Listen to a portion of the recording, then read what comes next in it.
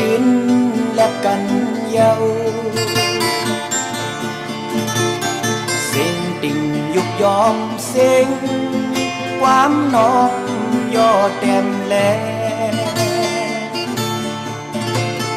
เธอเดหูนอหรือสิก็แค่หูเปิดทองเปิดเอาสั่งต่อยข้างตาวางกอกย้อนกินหาเลี้ยงเจอบุญสุนโต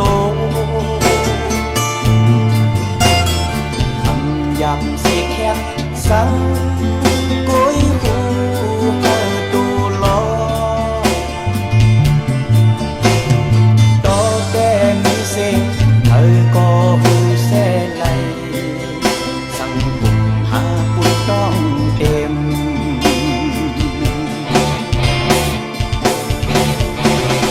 โอ้ยน้ำเจอเก่าอันนี้ไว้บุญก้นน้ำโอ้ยทุกข้าทานใจคำอกไว้เลยคายแน่ห้องแสนเสียงข้อความดิ่งอ่อนมองพังสา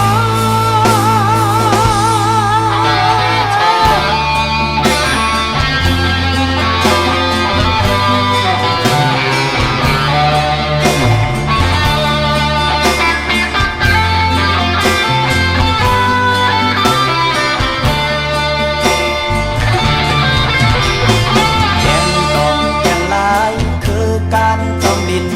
ทำสั่งตีขึ้นนกจอกได้อ่านยัง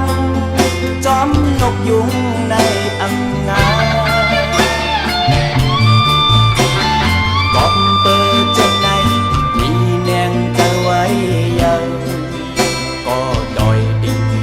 ย่องใน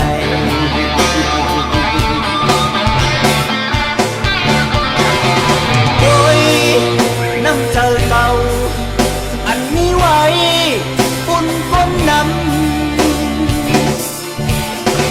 โอ้ยทุกท่าทางเจอคำอกไว้เลยคา